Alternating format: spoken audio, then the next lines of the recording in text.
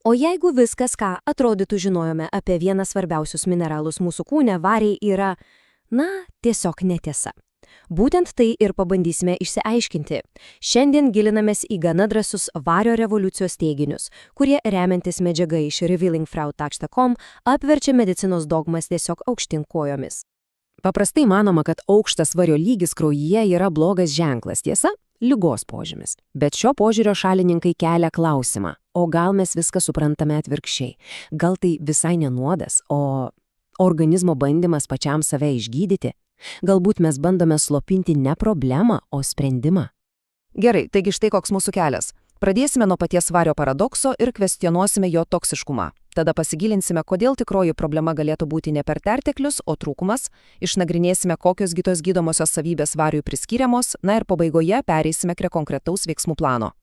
Taigi, viskas prasideda nuo vieno, tiesą sakant, labai drąsaus teiginio. Idėja, kad varis yra toksiškas, yra tiesiog mitas. Šaltinis teigia, kad pats požiūrio pamatas, kurio remiasi medicina, yra, klaidingas. Ir štai ko gero stipriausias argumentas. Net pačios Jungtinių valstijų vyriausybinės institucijos, kaip matome, pripažįsta. Mes neturime jokio patikimo testo, kuris parodytų realų vario kiekio organizme.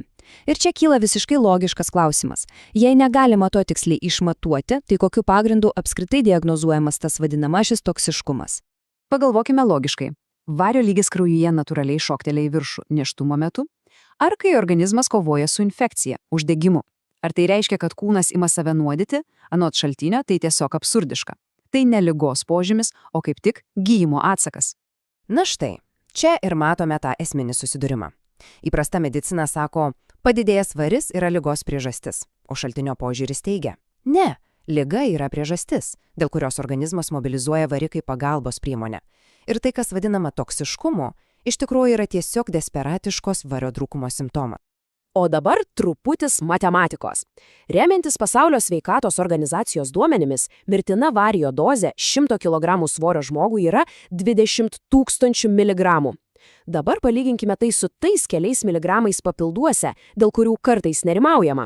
Skirtumas, pripažinkime, yra tiesiog astronomiškas. Gerai, tai jeigu vario toksiškumas yra, mitas, kas tada yra tikroji problema? Pasak šaltinio, atsakymas yra visiškai priešingas. Tai ne perteklius, o plačiai paplitęs, bet beveik niekieno neatpažįstamas vario trūkumas, galbūt tai ir yra tikroji epidemija. Ir tas mastas, jis tiesą sakant stulbina. Remiantis tuo pačiu nacionaliniu sveikatos institutų tyrimu, kurį cituoja šaltinis, net 81% žmonių negauna net 2/3 rekomenduojamos vario paros normos. Pagalvokime. Tai reiškia, kad tai ne išimtis, o taisyklė. Didžioji dauguma tiesiog gyvena su nuolatiniu trūkumu. Ir kasgi kaltas dėl tokio masinio trūkumo? Sąrašas pasirodė ilgas. Šiuolaikinis žemės ūkis su nuolintu dirvožemį, pesticidai, fluoridas vandenyje, netgi per didelis kai kurių kitų vitaminų vartojimas. Pridėkime dar perdirbtą maistą. Atrodo, kad visas šiuolaikinis gyvenimo būdas yra tarsi surengęs sąmokslą prieš šį gyvybiškai svarbų mineralą.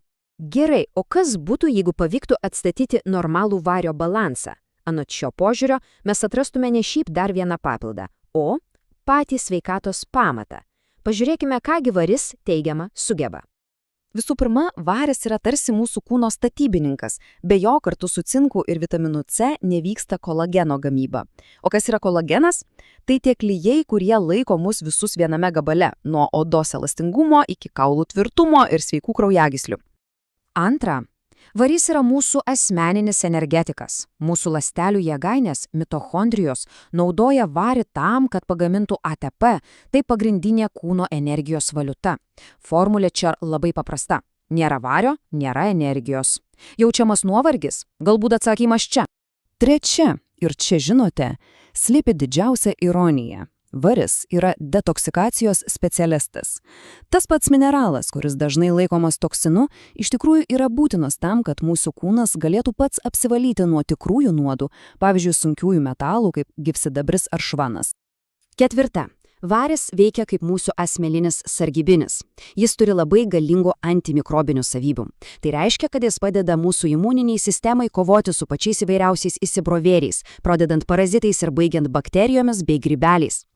Na ir 5. Varis yra balansuotojas, ypač svarbus tiems, kas susiduria su alergijomis. Pasirodo, varis yra tiesiog būtinas gaminant fermentus, kurie skaido histaminą, tą pagrindinį alerginių reakcijų kaltininką. Gerai, teorija atrodo tikrai įdomi, bet kaip visą tai paversti praktiką? Dabar pereikime prie konkretaus veiksmų plano, kuris ir vadinasi Vario revoliucijos protokolas. Viskas sukasi apie vieną skaičių, kurį verta įsiminti – 5 mg. Būtent tokia dozė yra laikoma minimalia efektyvia doze. Kitaip tariant, jos jau pakanka, kad prasidėtų teigiami procesai, bet ji dar nesiekia tos ribos, kuri daugeliu žmonių gali sukelti pykinimą. Pats protokolas pasirodo gana paprastas. Pirmiausia, pradedama nuo 5 ar 6 mg vario, geriausia išskaidyti per dieną. Antra, vartoti jį kartu su komanda cinku ir vitaminu C. Trečia, labai praktiškas patarimas, kad išvengtumėte pykinimo, vartokite su pienu ar sultimis. Geriausia valgio viduryje. Ir ketvirta, žinoma, vengti tų dalykų, kurie varį iš organizmo šalina. Ir kas čia svarbiausia, tai paprastumas ir prieinamumas. Kaip matome iš šios citatos apie vario tirpalo gaminimą namuose, skatinamas toks pasidaryk pats požiūris. Tai leidžia kiekvienam pačiam prisiimti atsakomybę ir kontroliuoti procesą. Taigi šiandien apžvelgėme radikaliai, net sakyčiau, revoliucingai kitokį požiūrį į varį. Ir visa tai palieka mus su vienu, bet labai svarbiu klausimu. Jei mes galėjome taip fundamentaliai klysti dėl vieno iš pačių pagrindinių mineralų, tai kiek dar tokių sveikatos tiesų, kuriomis aklai tikime, tiesiog laukia savo eilės būti peržiūrėtos.